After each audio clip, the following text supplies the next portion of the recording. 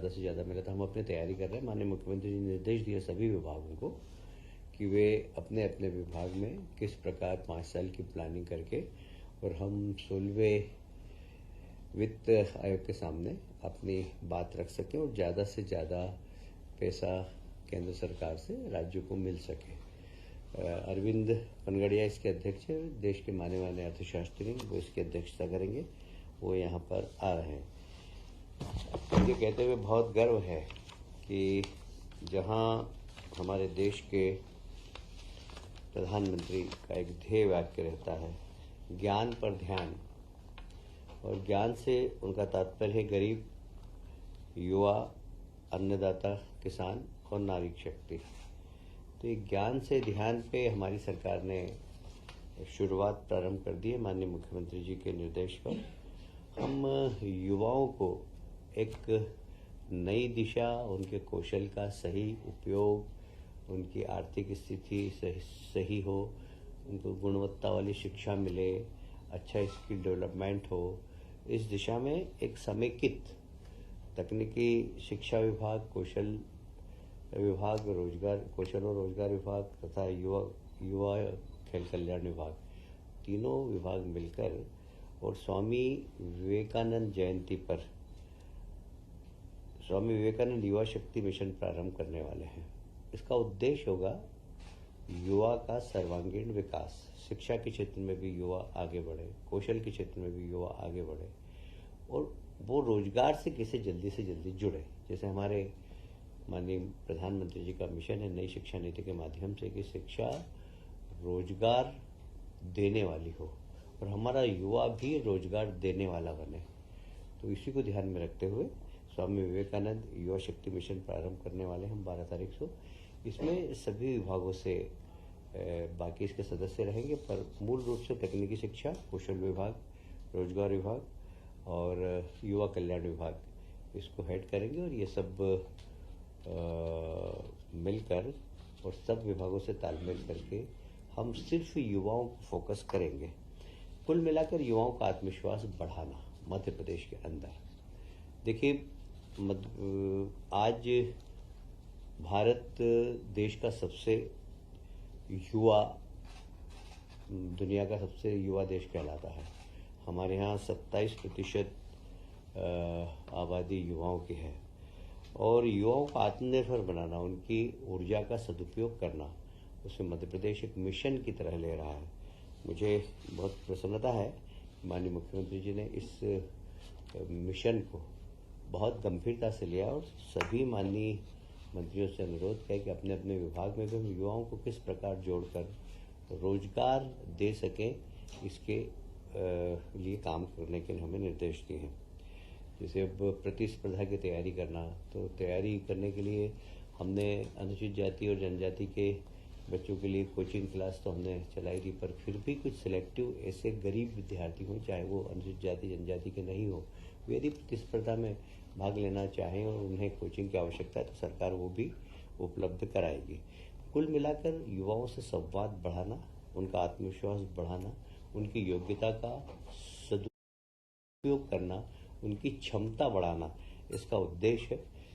युवा शक्ति को रचनात्मक दिशा में ले जाना, ये इसका मूल उद्देश्य है। मैं समझता हूँ कि हम इस मिशन के लिए सरकार बिल्कुल जहाँ वित्त की व्यवस्था करना होगी वो वित्त की व्यवस्था भी हम करेंगे।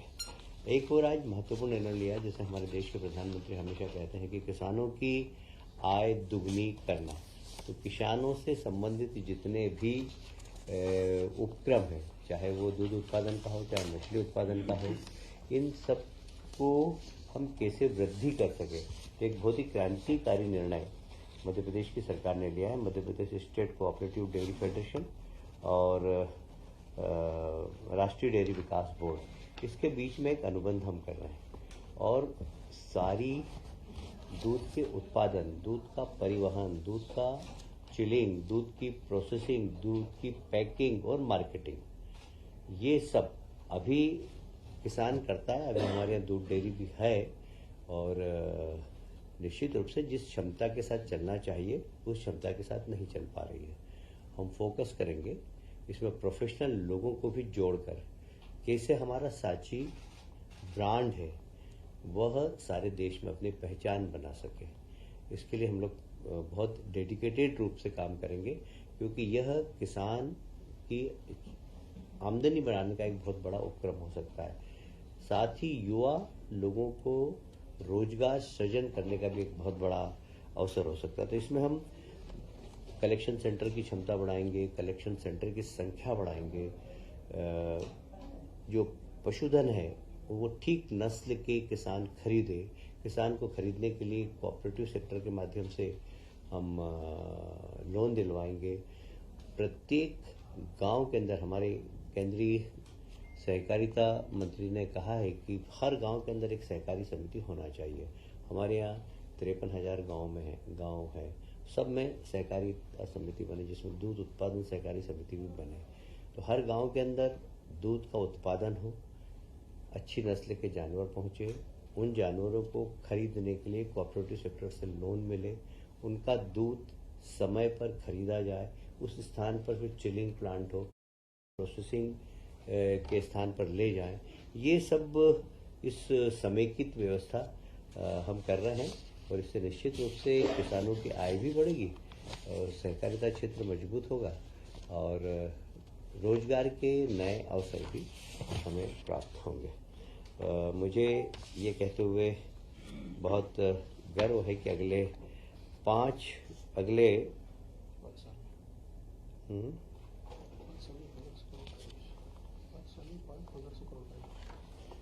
इसका जो प्लानिंग है हमने किया है कि लगभग 5 साल के अंदर 1500 करोड़ का इन्वेस्टमेंट हम करें। ये 5 साल के अंदर होगा, और इसमें अभी समितियों की संख्या 6000 है, ये लगभग 9000 के आसपास हो जाएगी। दूध का संकलन जैसे मैंने बताया कि अभी लगभग 10 साढ़े 10 लाख है, इसको हम लगभग 20 लाख करेंगे। कुल वार्षिक आय 1700 करोड़ से बढ़कर 3500 करोड़ की हो जाएगी, और सांची ब्रांड को हम एक महत्वपूर्ण ब्रांड बनाएंगे। कचरे के लिए सर किस तरह तैयार करेंगे जी? कचरे के लिए पूरी जनता को किस?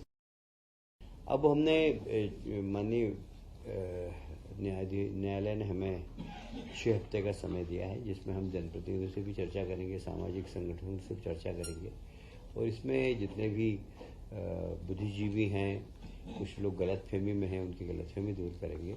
एक छोटे छोटे ग्रुप्स के अंदर हम प्रेजेंटेशन देकर समझाने की कोशिश करेंगे कि यह जो कचरा है, यह इसकी टॉक्सिसिटी लगभग 0 हो गई, शून्य हो गई है, और इसमें केमिकल कंपाउंड क्या है, जलने के बाद कौन सी गैस निकलेगी, ये सब हम प्रेजेंटेशन देंगे। मुझे लगता है कि जब प्रेजेंटेशन लोग देखेंगे तो जो भी गलत फहमियाँ हैं वह समाज की दूर हो जाएगी।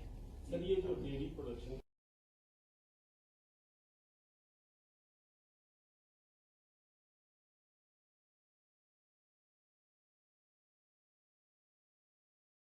समेकित प्लान है बिल्कुल। गोबर का कलेक्शन, गोबर से खाद बनाना, फिर उसके बाद ऑर्गेनिक फार्मिंग को प्रमोट करना, ऑर्गेनिक उत्पादन को प्रमोट करना, ये सब इससे जुड़ा हुआ है पूरा। क्या किसानों से गोबर भी खरीदा जाएगा सर? कुछ ऐसा प्लान है? अभी खरीदना तो नहीं, पर उसकी खाद कैसे बनाना, इसके लिए हम किसानों को प्रशिक्षित करेंगे और उनसे कहेंगे कि आप ऑर्गेनिक फार्मिंग करें, और ऑर्गेनिक उत्पादन को ठीक मार्केट मिले, इसके लिए सरकार जरूर चिंतन करेगी।